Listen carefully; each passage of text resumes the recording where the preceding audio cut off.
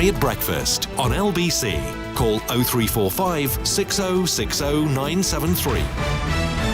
10 minutes before 8 is the time, and another day and another high-profile supporter for Liz Truss, who seems to be putting yet more clear blue water between her and her rival Rishi Sunak to lead the Conservative Party and, of course, to be the Prime Minister. Today's supporter is former Chancellor Sajid Javid, as the Times newspaper reports, and indeed Mr. Javid has an article in the paper. Mr. Javid supports that and says Liz Truss will challenge the status quo as Prime Minister. Former Health Secretary, Chancellor, Home Secretary Sajid Javid joins me now. In what way will my listeners see that challenge? Mr. Javid, good morning. Good morning. Thanks for having me on. Look, first, Nick, to say is that I've got huge respect for both the final candidates, Liz and Rishi. They're both incredibly capable and talented. But like all Conservative Party members, I have to make a choice. And as you say, my choice is Liz Truss. And the reason I've made that decision is for three reasons. Very quickly, I think she's best placed to unite the party, and she's already showing that with the broad support that she's getting from MPs. I think she's got a better plan for fixing the economy. I think that is going to be absolutely crucial. And thirdly, I think that she's best placed to beat Labour, Lib Dems and the SNP at the next election. And in the article, you talk about you fear Britain could become a middle-income economy. In terms that my listeners would understand, what does that mean for them, Mr. Javid? Well, what it means is that if you look at much of Europe, I think you could describe many of the countries as sort of middle income, middle ranking, and we historically we've been a country certainly before the financial crisis where we had a much higher average growth rate each year. I think the decade before the financial crisis it sort of trended at around 2.7%, and in the last decade it's been about 1.7%. So that makes a big difference. We've got to get our economic growth up, and that means having an economic policy that is going to help us pay for all those public services that we all rightly rely on. So what it means at the end of the day is there's the public services that we rely on, health, education, and others. And to do that, to pay for that, we've got to have a growing economy at a much faster clip, and we can't rely on increasing taxes again and again.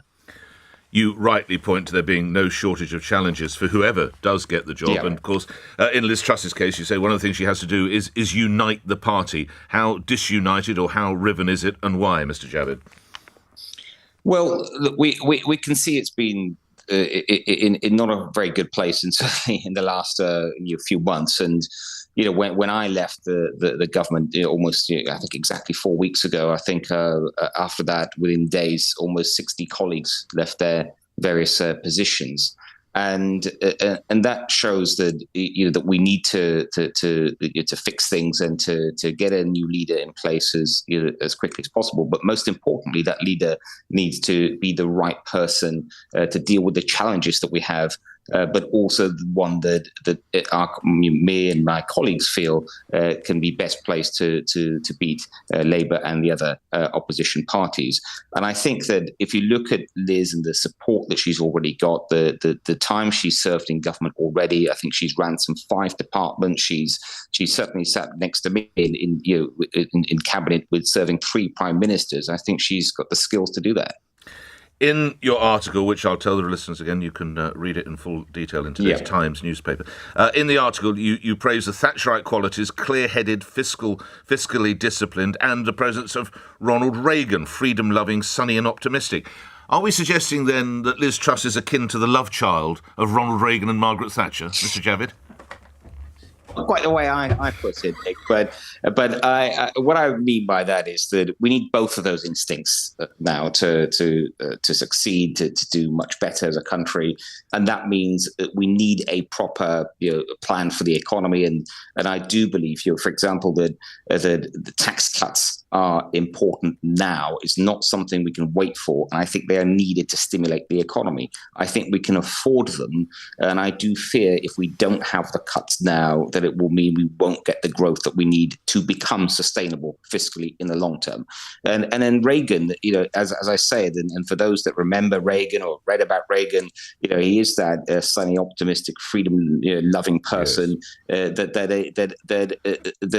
could make other people more motivated, enthusiastic about the country and what lies ahead. And I think we've got a lot to look forward to, but it does mean when it comes to this decision that we make the best decision. And for the reasons I've said, I think that's Liz Truss. Last couple of questions referencing your time as Chancellor of the Exchequer. What do you think the MPC will do today? What do you think the Monetary Policy Committee will do? And what do you think they should do? Well, look, it's rightly independent. It's a decision for those Indeed. members. I just want, and indeed, you're no longer Chancellor. So just asking as someone who's had that level of experience, what do you think?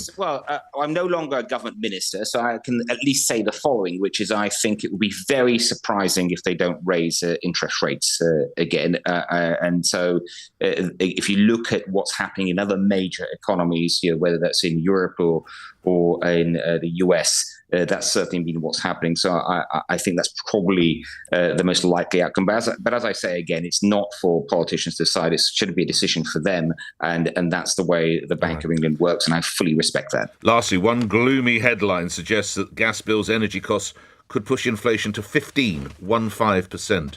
Would you concur with that possibility?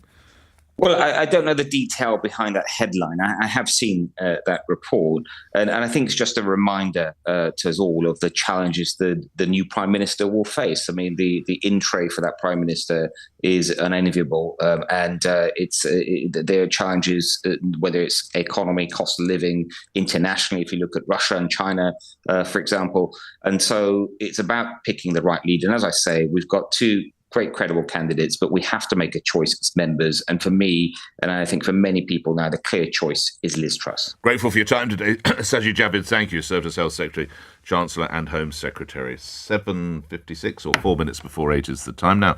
A little while ago, our reporter Charlotte Lynch decided to test the waters of Cornwall to see if there's a possibility of a shark attack. Chris has called in from the Seychelles. I imagine you have some sharks around there. Chris, what do you want to tell me about sharks? Good morning.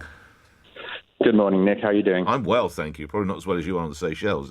I'm very enviable, but do go ahead. Yeah, no.